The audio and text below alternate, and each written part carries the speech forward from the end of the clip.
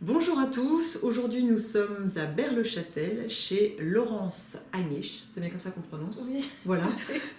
qui est conseillère agréée en fleurs de bac et olfactothérapeute, mais ça on reviendra sur ce deuxième chapitre dans un second temps. Voilà. On va d'abord parler des fleurs de bac, Laurence. Oui. Alors les fleurs de bac, déjà pour ceux qui ne savent pas, qu'est-ce que c'est exactement? Alors les fleurs de Bach sont des élixirs floraux qui ont été mis au point par le docteur Bach, qui était un médecin anglais fin 19e, début 20e, qui a d'abord travaillé comme médecin urgentiste, bactériologiste, immunologiste, enfin en gros c'était un chercheur. D'accord. Et qui petit à petit s'est détourné de la médecine traditionnelle parce qu'il trouvait qu'on prenait en compte que les symptômes physiques des individus et pas du tout les personnes dans leur globalité, avec leurs émotions, leurs pensées et leur spiritualité, parce que c'était important pour lui aussi. D'accord. Il était précurseur. Oui. Pas si mauvais. Disons que maintenant on parlerait de médecine globale, mais Ouais. à l'époque, non seulement précurseur, mais il passait un peu pour un fou, puisqu'il avait beaucoup d'ennuis avec l'ordre des médecins de l'époque, D'accord. qui voulait la ramener dans le droit chemin, mais il ne s'est pas laissé faire. Pourtant les fleurs, c'est quand même, c'est pas censé faire peur, normalement. Oui, mais c'est pas de la phytothérapie traditionnelle, on n'a pas de principe actif. On D'accord. est dans des remèdes plus subtils, c'est Oui. ça qui dérange. Alors, est-ce que tu peux nous expliquer justement comment ça fonctionne exactement? Alors comment ça fonctionne? On n'a pas encore d'explication Rationnelle, scientifique. claire et définitive. Ouais. Il y a des pistes, notamment avec la médecine quantique. Oui. Ce qui est sûr, c'est qu'on travaille avec des énergies, avec des résonances, des vibrations, on peut appeler ça comme on veut, et ce sont des remèdes qui permettent d'harmoniser les états émotionnels. Ok. Voilà. Donc, Et après, on va travailler avec l'énergie des fleurs, c'est ça? voilà. Qui vont faire résonance avec nos propres énergies vibratoires. Oui. En Et fonction... donc ça agit si l'énergie est en dysfonctionnement. D'accord. Oui, Par si tout rapport va à une bien, problématique particulière. on n'a pas besoin. Non. Mais, voilà. Alors, et toi, comment tu travailles avec les gens qui viennent te voir alors? Alors moi je travaille de façon classique en ce qui concerne les fleurs de bac, c'est-à-dire je ne vais pas utiliser de pendule ou de choses comme ça. C'est vraiment un entretien Oui. individuel, donc je prends les personnes une par une Mhm. et elles m'exposent ce qui leur pose problème dans leur vie. Mhm. Donc souvent le premier entretien c'est un peu plus long parce qu'elles éprouvent le besoin de faire un petit bilan de leur vie. Même si par rapport au travail avec les fleurs de bac, c'est pas indispensable, parce qu'on travaille vraiment dans l'ici et maintenant, mais je leur laisse ce temps-là, parce que souvent, déjà, il n'y a pas beaucoup d'endroits où on peut parler de soi, où on peut se poser, Bien sûr. poser ses valises encore moins. Donc voilà, le premier entretien, donc il y a cette partie-là, il y a aussi l'explication de la méthode, Ouais. pour les personnes qui ne connaissent pas encore vraiment, Ouais. donc je fais un petit résumé. Et après, on part vraiment sur la problématique du moment, qu'est-ce qui fait souffrir la personne, enfin, qu'est-ce qui est source de difficulté, que ce soit dans la vie privée ou la vie professionnelle. Et après, je propose les fleurs qui me semblent appropriées par rapport à ces problématiques-là. Donc je les présente, je les montre avec les cartes. Ah oui, parce Voilà. qu'en plus, tu as les images, donc. Voilà, donc en fait je m'en sers, donc je ne tire pas les cartes, je ne fais pas tirer les cartes, Ouais. mais je fais la présentation des fleurs parce que, et j'explique sur quoi elles travaillent, Mhm. parce que je suis persuadée que les fleurs commencent à travailler déjà quand on les regarde. Ah oui. Voilà, donc c'est un peu comme présenter une personne pour moi, voilà. Donc il y a une connexion qui s'établit à ce moment-là et le travail commence déjà là. D'accord. Voilà. Ok. Donc on se relie à l'énergie de la fleur, parce que la façon dont les fleurs poussent, il y a une signature végétale, Ouais. donc ça rejoint un peu les propos de Goethe aussi, donc ça nourrit aussi cette méthode. De Goethe. Oui, parce que le Dr Bach s'est intéressé à beaucoup de choses, Goethe, l'écrivain. oui, tout à fait, mais qui était D'accord. aussi philosophe. Oui. Donc, brièvement, la façon dont les fleurs poussent, leur nombre de pétales, la couleur, leur comportement vis-à-vis de l'environnement au sens large et des autres plantes en particulier, ça véhicule une énergie particulière, un message particulier, et ça parle de ce sur quoi on va travailler avec les dites fleurs. Ok. Voilà. D'accord. Je peux te donner un exemple. Par exemple, là, il y a l'olivier. Je vais le montrer. Oui. Vous voyez, C'est un peu c'est loin, la fleur de peut-être. l'olivier. Ouais. Donc on utilise la fleur d'olivier, et l'olivier c'est un arbre qui vit, je ne sais pas combien de centaines d'années, enfin il peut vivre très vieux. Ouais. Je crois même qu'il y a des oliviers millénaires, mais je ne voudrais pas dire de bêtises. Ça, je ne saurais En dire. tout cas, plus de 500 ans, ça c'est sûr, D'accord. et qui donne des fruits jusqu'à la fin. Donc il y a une espèce de vitalité énorme. Eh oui. Voilà, même quand ils ont l'air très fatigués, en fait, ils peuvent toujours donner des olives. D'accord. Sans parler de l'huile d'olive, etc., dont on connaît toutes les propriétés. Ouais. Donc, et l'olivier, c'est une fleur qui permet de travailler, c'est dans la famille, il y a des fleurs de manque d'intérêt pour le présent, puisque le docteur Bach a classifié ces 38 fleurs en 7 familles, Ouais. donc c'est le jeu des 7 familles. D'accord. Et donc, l'olivier, c'est manque d'intérêt pour le présent parce que c'est pour traiter les états d'épuisement physique et psychologique. Ok. Et un épuisement, ça t'empêche de profiter de la vie ici et maintenant, tout simplement. Tout à fait. C'est une des raisons qui empêche, donc c'est pour ça que cette fleur a cette place dans la famille donc du manque d'intérêt pour le présent. D'accord. Et ça permet de régénérer physiquement et psychologiquement la personne. C'est intéressant. Hein. Oui, voilà. Je pense que ça va intéresser beaucoup de monde. Donc notamment, par exemple, c'est intéressant par exemple pour les problèmes d'insomnie liés à un épuisement. Parce qu'en France, on est beaucoup dans le mental. Donc, par exemple, une des fleurs les plus vendues, c'est le marronnier blanc, white chestnut. Mais le white chestnut, c'est pour les petits vélos dans la tête. C'est pour un mental hyperactif. Donc, ça va être intéressant si on ne dort pas bien parce qu'on a trop de pensées. Mais si on ne dort pas bien parce qu'on est épuisé, c'est olive qui va aider. C'est pas white chestnut. Donc, il faut vraiment bien discuter avec la personne pour arriver vraiment à déterminer son besoin. Il faut affiner le discours et chercher un peu à préciser, pas se contenter de mots fourre-tout et d'émotions décrites brièvement, parce qu'il faut toujours aller voir ce qu'il y a autour, ce qu'il y a en amont aussi. Moi souvent, par exemple, une personne qui est en état d'épuisement, je vais aller chercher comment elle fonctionne au quotidien pour se retrouver dans cette situation-là. Je ne vais pas lui donner qu'olive là, généralement, je vais lui donner une autre fleur qui correspond plus à son tempérament, à son comportement au quotidien, qui l'amène à s'épuiser. D'accord. Alors, j'avais une question. Par exemple, on a des fleurs qui vont correspondre à notre tempérament, d'accord ? Par exemple, quelqu'un qui va être angoissé pour des choses, ou qui a des peurs irrationnelles, par exemple, va prendre une fleur de Bach bien spécifique pendant un certain temps. Quand ça s'arrête, est-ce que le déséquilibre réapparaît ? Ou est-ce qu'on devient dépendant, entre guillemets, de cette fleur de Bach qui va nous aider à maintenir cet équilibre ? Non, en fait, on ne revient jamais à la case départ.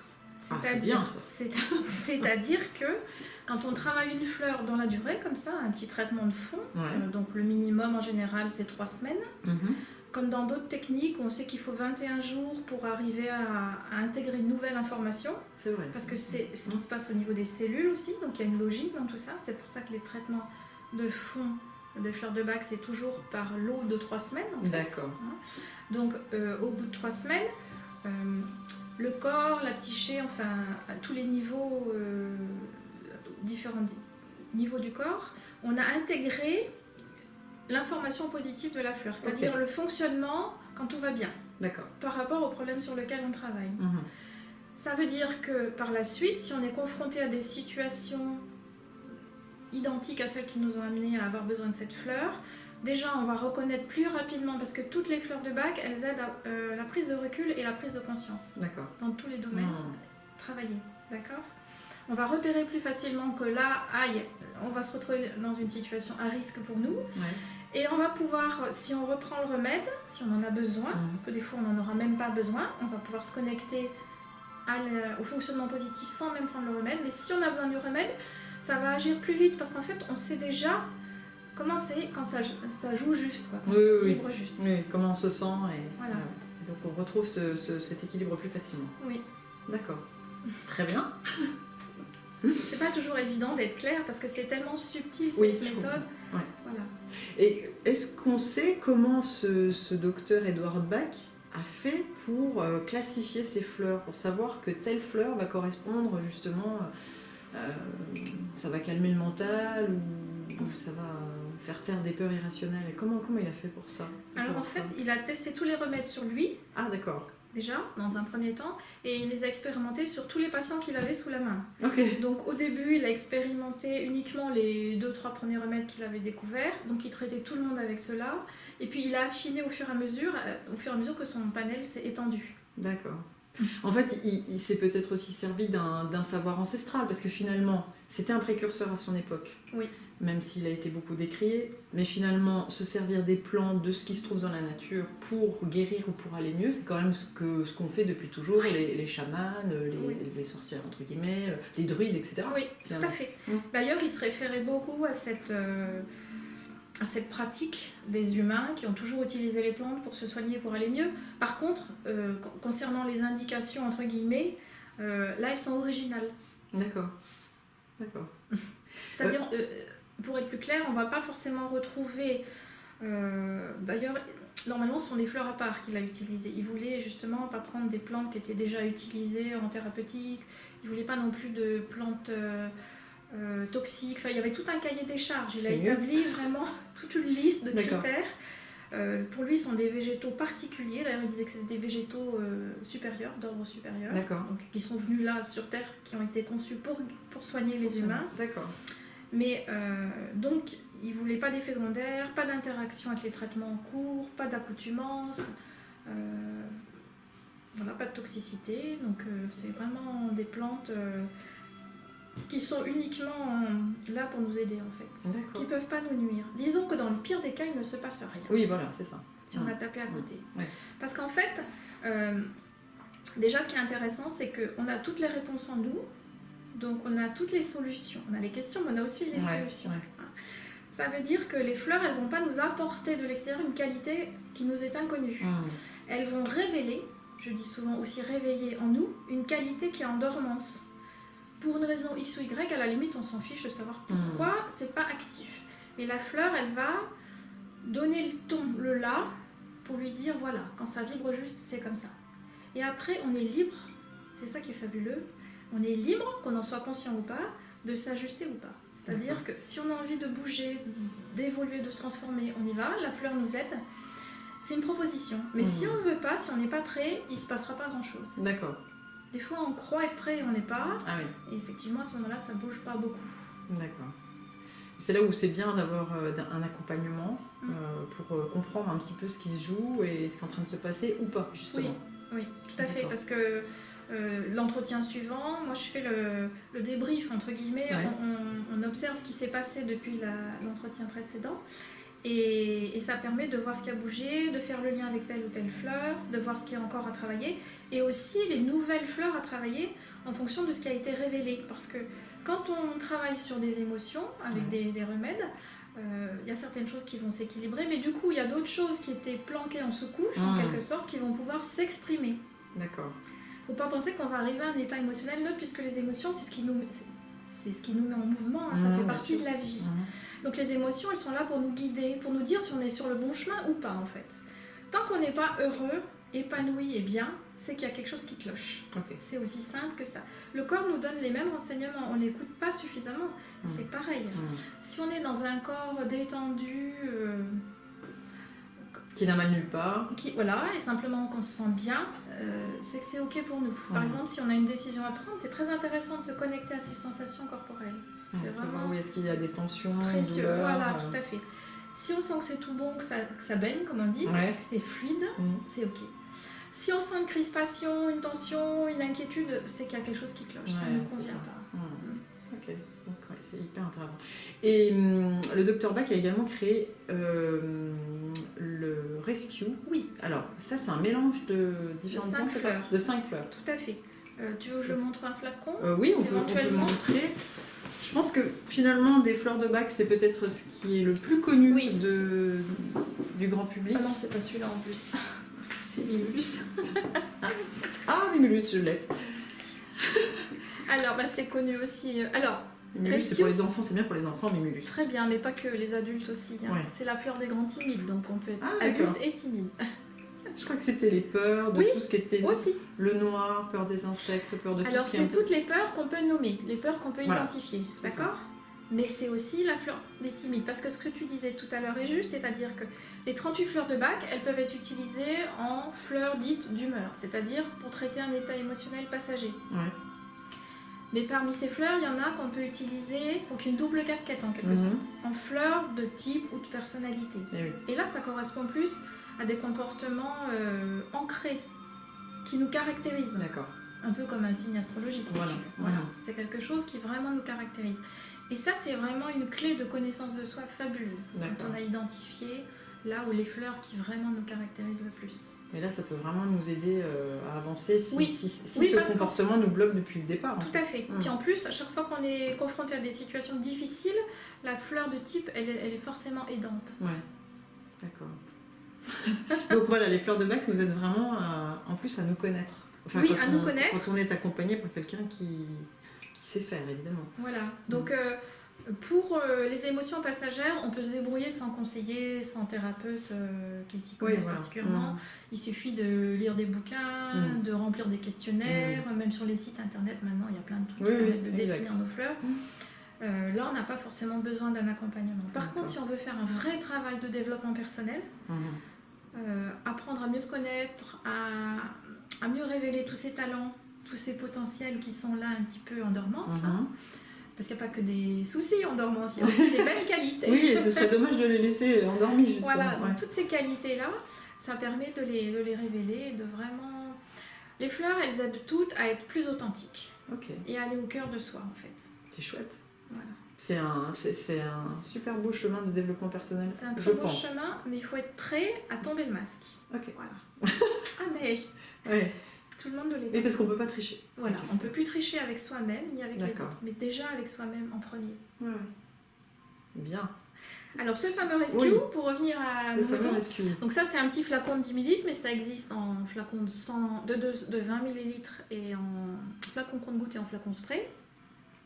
Et donc ça c'est connu du grand public parce que c'est le remède d'urgence. Donc toutes les situations stressantes, angoissantes, ça peut être avant de prendre la parole en public, avant un examen, avant de prendre l'avion, avant de conduire, enfin après ça dépend de chacun. Il y en a ça va être avant d'aller chez le dentiste. Ah oui. Mais ça peut Ça même dépend être de nos peurs, le matin du mariage, on peut être très content mais être complètement stressé. Ouais. Voilà. Donc c'est un remède pour tout le monde. Ouais.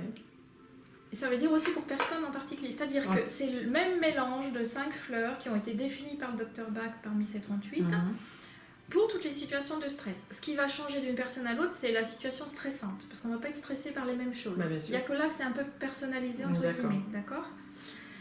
Par contre, quand on fait un mélange personnalisé à l'issue d'un entretien, c'est vraiment un mélange pour la personne donnée à un moment donné par rapport à une situation donnée. Oui, d'accord. Donc là, il n'y a rien de plus puissant et de plus approprié. Mais pour ça, par contre, là, il y a besoin d'aide quand on ne connaît pas suffisamment les fleurs. Ah oui, bien sûr. Voilà.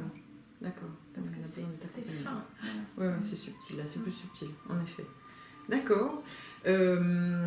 Quelque chose à rajouter sur les fleurs ? Que ça fonctionne très bien chez les enfants. Oui, même tout c'est petits. vrai. J'ai constaté sur ma fille. En plus, ils n'ont pas d'a priori, pas de jugement, pas d'auto-censure, etc. Ouais. Donc c'est souvent très rapide. Les enfants, la plupart du temps, je les vois 1 à 3 fois, on va dire, selon les problématiques. Mais généralement, 1 fois, ça suffit. Donc c'est vraiment très très rapide. Ok. En plus, comme on sait qu'on ne peut pas leur nuire, qu'il n'y a pas d'effet secondaire et tout, c'est vraiment Oui, c'est tranquillisant. rassurant, bien Oui. sûr. Pour les parents, c'est Oui. aussi très rassurant. Voilà, même les femmes enceintes peuvent en prendre. Après, il y a de l'alcool dedans, donc il y a des gens que ça peut inquiéter. Donc après, il y a soit des gammes sans alcool. D'accord. Donc il se trouve que c'est pas cette gamme-là. Moi, je travaille avec la gamme dite fleur de bac originale, donc il y a l'alcool. Sauf dans le rescue, il y a un rescue pour enfants et pour animaux qui est sans alcool. Mais on peut donc commander sans alcool, ou alors on met dans une boisson chaude et à ce moment-là l'alcool s'évapore et on peut prendre les fleurs, les remèdes sans avoir ce souci de l'alcool. Voilà, donc on n'a même pas ce souci de l'alcool pour les Voilà. enfants. Voilà. Ou pour les adultes, pour ceux qui sont allergiques. Oui, ou qui ont des soucis avec l'alcool. Oui, voilà, c'est ça. Que ce soit pour des raisons religieuses ou autres. Bien sûr. Mm. Ok. Et bien voilà, si vous avez envie de vous faire aider pour aller mieux, pour réveiller vos talents ou pour faire taire vos inquiétudes, vos émotions, pour vous rééquilibrer, harmoniser tout ça, et bien vous avez Laurence qui est donc à Berre-le-Châtel, c'est au-dessus de Dijon. Au nord-est de Dijon, Au nord-est de Dijon. à un quart d'heure, 20 minutes. Ça dépend, à partir d'Ikea, ça fait quoi, 20 minutes, même pas. Voilà, donc pour ceux qui sont aux alentours, Sinon, il y a elle la n'est pas très loin. sortie d'Arc-sur-Tille qui est à 10 minutes. Voilà. Moi je suis venue, j'ai fait confiance à mon GPS, je suis bien arrivée, donc voilà, tout va bien. Merci beaucoup Laurence. De rien, merci. Au revoir, à très bientôt.